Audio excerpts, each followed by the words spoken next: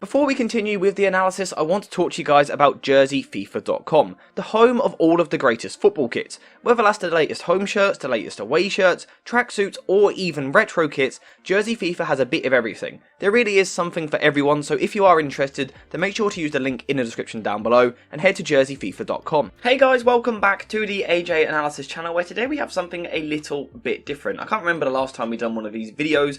What we're going to do is look at a team and look about how they could set up in the future, and that is of course Chelsea. This is a different style of content to what we have been doing recently, so if you like it, one, make sure to subscribe to the channel because we're trying to hit 12,000 subscribers by the end of the month. But also leave a like on the video or drop a comment. Let me know if you'd like to see more of these videos. There are a few teams we could talk about. AC Milan are struggling, Liverpool are struggling. There are a few teams we could try and fix. And we're going to start with Chelsea and talk about how they could set up, because let's be honest, it hasn't really been working under Graham Potter. Now, Potter is a manager that I really rate as a manager. I really like him. I was a big fan of his work at Brighton. However, putting it simply, it just hasn't been working. You can't really dress that up. If we look at the table, they are below teams that, when we look at their squad, they shouldn't be below. And with only 29 points from the first 20 games in the Premier League, that's not really acceptable. It means they're on track to hit, 56 points this season. Not really acceptable for a team like Chelsea. Chelsea, of course, have reacted and signed a lot of players. Now, someone like Gusto is going to come in at the end of the season, but regardless, Chelsea have been very busy. They have signed some really good footballers. The question is, how on earth do you try and put them all in one team? And that ultimately is what we are going to try and figure out today. I've got two particular systems that I want to look at, because it's one thing signing all these players, but when Chelsea now have almost 3 players that can play every position, it's difficult to keep them all happy, but it's difficult to pick a balanced 11. And I will be honest, Chelsea fans may not like this particular part. I actually still don't think this is a very complete squad. I still think you lack an athletic right centre-back for a back 4. I still think there's a lack of a holding midfielder, a true number 6. I don't think there is one in the squad. I think there are a lack of players that want to hold the width in wide areas, apart from the fullbacks / wingbacks. And I think this team still lacks a proper number 9, a runner. So, we've got to try and figure out how can you put it all together. For me, there are a few key ingredients. This is one approach we could use, but for me, there are a few key ingredients for Chelsea moving forward. Players that need to be involved. Thiago Silva is one of them. Now, I think at times he could struggle in a back 4, which we will come on to, because of his lack of legs these days. However, in terms of his experience, his reading of the play, he's one of the best centre-backs, if not the best centre-back in the Premier League at the moment. So I think he is a must. This is quite a young Chelsea team. Some of these players are very young that have come in. You need that experience. I then think Enzo Fernandez and Kovacic in the midfield, absolute must. 2 of the best midfielders in the world for me. Kovacic, one of the most underrated players in the world, and Enzo Fernandez, this guy's very good already. I done a video on him back in September talking about him. Very good player. Very special. Of course, came in for that massive fee, a record fee for English football. He needs to hit the ground running. So for me, those are 3 players we have to get into the team.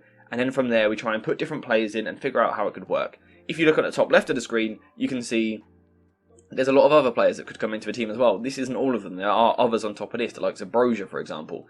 There are a lot of players, and also something I should point out is that this is assuming everyone's fit, which isn't the case at the moment. But, you know, when Potter has a fully fit team, what could he do?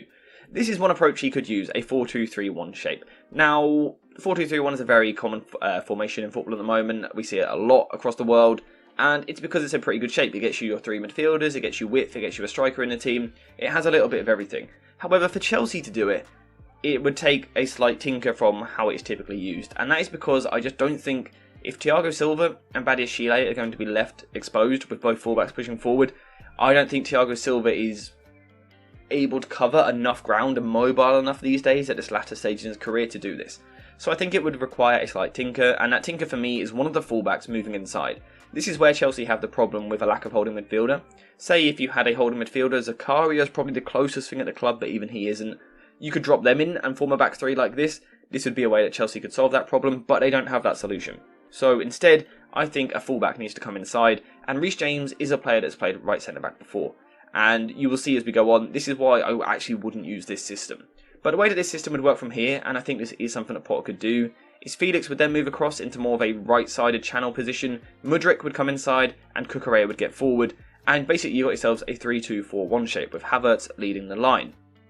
Now, the benefits of this shape are that you have a back three to build possession, which means you're protecting Thiago Silva. You've got Badiashile left-footed on this side, Reece James right-footed on this side, which means you've got ball progressing ability. In Enzo Fernandez and Kovacic, you've got two of the best press-resistant midfielders in the world, but also two of the best ball progressors, two wonderfully, wonderfully gifted players. Genuinely, I'm so excited to see them together in midfield. Then in the attack, you've got Cucurella providing the width down this side. You've got Mudryk coming inside onto his stronger right foot, which he wants to do.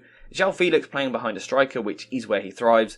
Madueke on the right-hand side, it isn't ideal because he always wants to come inside onto his left foot, so this is a slight problem. And then Kai Havertz up top, who, again, it probably isn't quite ideal because what you lack in this team is runners going past the ball, and with Havertz, a striker that wants to drop a little bit deeper and link the play, it's a little bit imbalanced. Do I like this shape? Yes and no. I think there are strengths like we've just spoken about. I also think this ability to get 4 players in central positions like this means that you can outnumber most teams' midfield threes while still having the width of Madueke and Cucurella. And of course, with these 4 in particular, you couldn't ask for a more technically gifted 4 to play central in the world. It would be the best in the world in my opinion from a technical point of view. However, there are a few flaws for me. I don't think you get the best out of Reece James. I think Madueke wants to come inside too much. I think you lack a runner in behind. So it probably isn't the shape that I would use. I could see Potter doing it. He did use a 4-2-3-1 at times with Brighton, which even at Brighton did shift into a back 3 at times. So it is something that he could do. However, I think there is a better shape which Chelsea could use to get the most out of these talents. So the other shape that I think Potter could use is a shape that he used at Brighton, and that is a 3-4-3. It's a shape that this Chelsea squad is quite familiar with, even though it's a very different squad. There are still several players that played under Tuchel within the in the squad at the club. And of course Tuchel used a 3-4-3 shape. I would like to see a return to this shape, and I think it addresses a few of the problems that we had. So one of the problems that we had before was that we weren't getting the best out of Reece James because he was at right centre-back, meaning he can't get forward.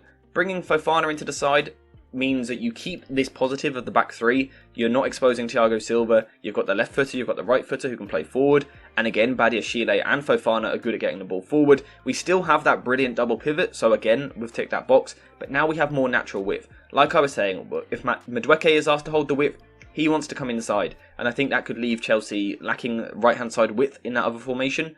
By putting Reece James at wing-back, you completely address that because he wants to get forward. Now, yes, he could have a rotation where Madueke moves wide and Reece James comes inside, but in general, Reece James would be looking to hold the width. Importantly, we still have Cucurella on the other side, although Ben Chilwell could come in and do the same job, and I think naturally, he is more suited to being a wing-back than what he is a full-back, so again, I think it gets the best out of someone like Chilwell. And then we have a front 3. Now, the change here is that Havertz has come out. We've essentially bought Fofana in for Havertz, which might sound like a bit of a defensive change. However, I think this would give Chelsea more attacking freedom, because the problem that Chelsea have, like I said right at the start, is that they don't have a runner in this team, a player who wants to stretch the defence and get in behind. They all are half-space players, all players that want to come to the ball. So I think a way of addressing this is by getting Madueke inside, because Madueke is a player who will occasionally go past you a little bit. Yes, he wants to come inside, which is the problem of having him out wide. By moving him into this position, I think I could see a little dynamic where João Felix is coming short towards the ball and then Madueke is making this narrower run. We have seen him play as a striker before with PSV alongside Cody Gakpo at times, a bit of an experiment. So I think this would be a better way of doing it. Now importantly, again, we have this box 4 of Mudryk, Madueke, Kovacic and Fernandez, which again, technically it's not quite the level of before because Madueke isn't as good as João Felix. However, it's still more than capable. And Mudryk in particular, I think, is going to be the key to this system, getting him in this inside position where he can then either knock the ball onto his weaker left foot and go towards the channel and get across into the box, or maybe perhaps a cut back for someone like João Felix to sniff out, or more likely he can come inside onto his stronger right foot where he has this brilliant ability to get his body across his opponent, shield the ball and then dribble forward, link up with others. I think this is the system that I would be using if I was Graham Potter. Now, if you would like to see more of a breakdown of how some of the rotation patterns would work in this Chelsea team, then let me know in the comments down below. I can get that video for you guys if enough of you want it. But kind of as a base platform moving forward for Chelsea, I think one of the most important things for Graham Potter, just let me get him back on screen here, is to pick a system and stick with it. He is a manager that is very capable of switching tactics to nullify an opposition. We saw it a lot with Brighton. They were largely a back 3 for a period under Graham Potter. However, they did tinker to try and adjust to the opposition they were facing. I think with a team like Chelsea, where you're expected to be a bit more dominant, it's more about having your own system and playing your style. I think that's the first thing that Potter needs to do with all of these new signings. And I think the way to do that is to go to a back 3. this 3-4-3 shape, stick to it and work with it rather than tinkering in between games. Once you've then done that, you can kind of experiment. Perhaps Felix comes out the side and someone like Havertz comes in up front, or maybe Mount can come in because he is someone that will run off the ball, things like that. But I think Chelsea need this base shape. And what you can see on the left-hand side here is that they also have another 11 which could do it, basically, apart from Havertz here. But they have another 11 which could come in and do the same thing. So, again, that kind of points to the quality and depth that they have at the club at the moment. I think this is what I would like to see from Graham Potter moving forward. Chelsea fans, let me know what you think. You might be bored of the back three because we saw it so much under Thomas Tuchel. However, personally, with the profiles in the squad at the moment, I think it's the best solution. It gives you the width which you don't naturally have from your wingers. If we look at Madueke, Mudryk, João Felix is kind of a winger at times, Mason Mount has played there, Sterling, Pulisic, they all want to come inside.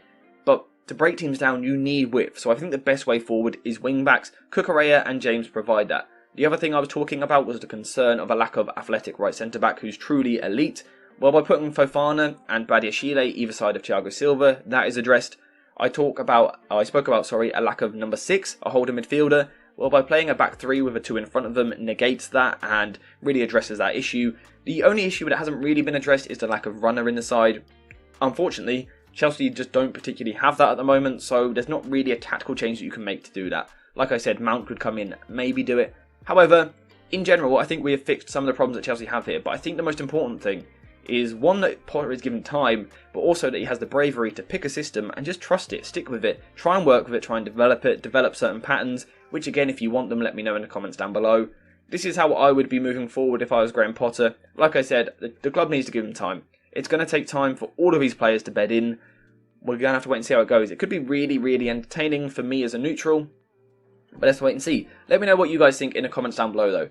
Which of these signings are you most excited to see? Perhaps give me a top 3. Let's not include Malo Gusto because he's not joining until the summer, so give me a top 3 who you're most excited to see. How high do you think Chelsea can finish in the table this season with all of their new signings? And yeah, how do you think Graham Potter will do? What do you think of him? Is this the approach you would use? Let me know all of that in the comment section down below. Also, subscribe to the channel before you leave, that'd be greatly appreciated. But anyway, thank you guys for watching. I hope you have enjoyed the video, and as always, I will see you guys in the next one.